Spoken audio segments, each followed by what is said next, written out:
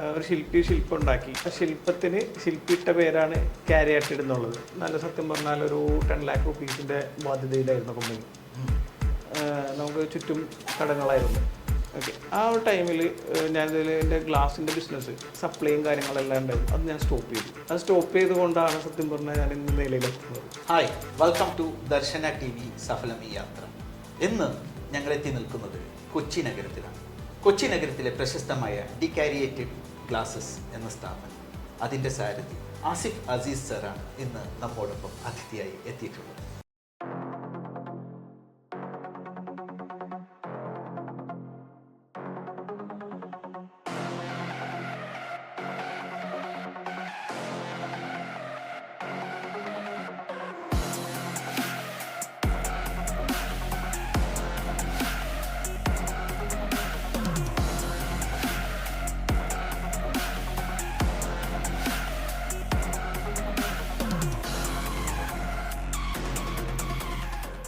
അദ്ദേഹം ജീവിതത്തിൽ പിന്നിട്ട വഴികൾ നമുക്ക് അദ്ദേഹത്തിൽ നിന്ന് തന്നെ നേരിട്ട് ചോദിച്ചറിയാം.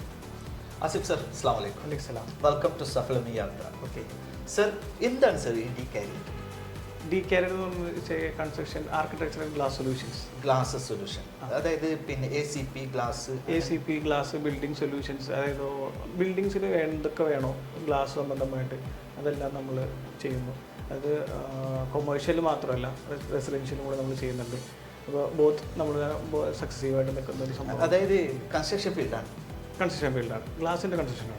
അതെ അതെ, കോൺട്രാക്ടിംഗ് വർക്കാണ്. കോൺട്രാക്ടിംഗ് വർക്കാണ് ചെയ്യുന്നത്. ഇതിപ്പം നമ്മുടെ പിന്നെ കൊച്ചിയിലാണ് നമ്മുടെ ആസ്ഥാനം. അല്ല, കൊച്ചിയിലാണ് ആസ്ഥാനം. അതായത് കേരളത്തിലെ എല്ലാ ഭാഗത്തും വർക്ക് ചെയ്യുന്ന അടുത്താണ്. യെസ്, ഓൾ കേരള നമുക്ക് ബ്രാഞ്ചസ് ഉണ്ട്. ഓൾ കേരള നമ്മൾ വർക്ക് ചെയ്യുന്നു. ബ്രാഞ്ചസും ഉണ്ട്. ബ്രാഞ്ചസ് ഉണ്ട്. നമുക്ക് തളിപ്പറമ്പിൽ ബ്രാഞ്ചസ് ഉണ്ട്. ഓക്കെ, കണ്ണൂരുണ്ട്, കോഴിക്കോടുണ്ട്. സർ, ഇപ്പം പിന്നെ ഞാനിപ്പം ഈ പേര് കേട്ടപ്പോൾ ഡിക്കാരിയേറ്റഡ് ഒരു വളരെ ഒരു റെയർ ആയിട്ടുള്ള ഒരു ഇതുവരെ കേൾക്കാത്ത രീതിയിലുള്ള ഒരു പേരാണ് കേട്ടത്. അത് എന്തായിരുന്നു അതിന്റെ പിന്നിലുള്ള, എന്താണ് അതിന്റെ മീനിങ്, അങ്ങനെ എന്തെങ്കിലും? അത് നമ്മളൊരു ഇതിന് പേരിടുന്ന സമയത്ത് തന്നെ നമ്മൾ ഇങ്ങനെ കുറേ ആലോചിച്ചു. ഇതിൻ്റെ പുറകിൽ കുറച്ച് ടൈം സ്പെൻഡ് ചെയ്തു. അങ്ങനെ നടക്കുന്ന ടൈമിലാണ് ഒരു ഗ്രീക്ക് വേർഡാണ് ഇത്, ഡിക്കാരിയേറ്റഡ്. ഗ്രീക്ക് വേർഡാണ്. ഓക്കെ, അപ്പോൾ ഗ്രീക്ക് വേർഡ് നമുക്ക് ആദ്യമായിട്ടൊരു ശില്പം ഉണ്ടാക്കി. അതാണ് അതിന്റെ കൺസെപ്റ്റ്. അപ്പോൾ ആ ശില്പത്തിന് ശില്പിയിട്ട പേരാണ് കാരിയാറ്റിഡ് എന്നുള്ളത്. ആ പേര് ഞാൻ റെൻഡർ ചെയ്യുന്നു മാത്രമേ ഉള്ളൂ. ബേസിക്കലി കൊച്ചിയാണോ? ബേസിക്കലി കൊച്ചിയാണ്.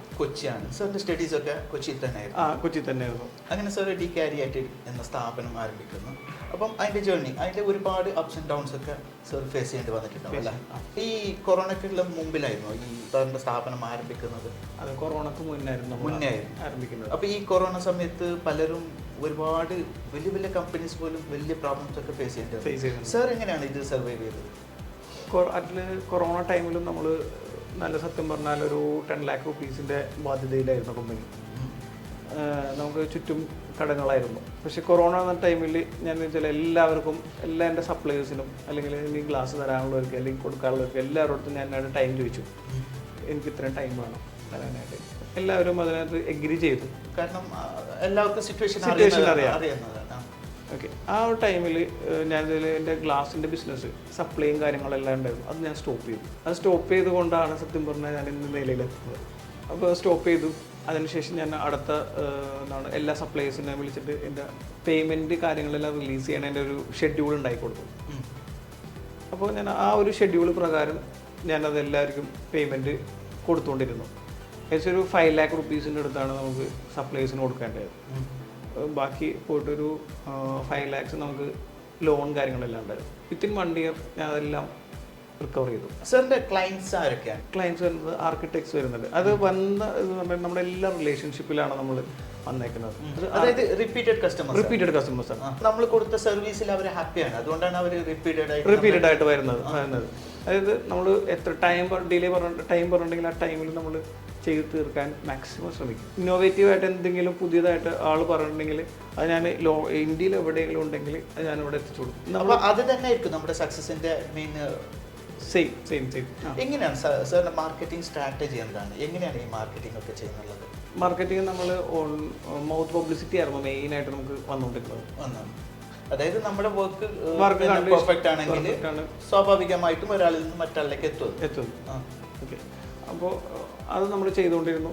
പിന്നെ ബേസിക്കലി നമ്മുടെ പേയ്മെൻറ്റ് ഷെഡ്യൂളെല്ലാം കറക്റ്റായിരുന്നു. അതുകൊണ്ട് തന്നെ നമ്മൾ സക്സസീവായിട്ട് വരാൻ പറ്റിയത്. 2018 കഴിഞ്ഞു റിക്കവറായി വന്നു. നമ്മൾ 2020 എത്തുമ്പോൾ നമ്മൾ കാരിയാറ്റഡ് എന്നുള്ള സ്ഥാപനം ഗ്ലാസ് ഏജ് എന്നുള്ള സ്ഥാപനത്തിൻ്റെ ഒരു പാർട്ണർഷിപ്പിലേക്ക് നമ്മൾ മേടിച്ചു. പിന്നെ പാർട്ണർഷിപ്പിലായി കുറച്ചും കൂടി വലിയ വലിയ വർക്കുകൾ, അത് നമുക്ക് ഓൾ ഇന്ത്യ വർക്കുകൾ ഉണ്ടായിരുന്നു. ഇപ്പോൾ സാറിൻ്റെ ഓൾ ഇന്ത്യ വർക്കുകളുണ്ട്, വർക്ക് നടക്കുന്നുണ്ട്. ഓൾ ഇന്ത്യ വർക്ക് നടക്കുന്നത് ഏതൊക്കെ ഭാഗത്താണ് സാർ? നമുക്ക് ഹൈദരാബാദ് ഉണ്ട്, ഓക്കെ, കോയമ്പത്തൂരുണ്ട്, ആന്ധ്രാപ്രദേശ് ഉണ്ട്, ഓക്കെ, പിന്നെ സേലം ഉണ്ട്.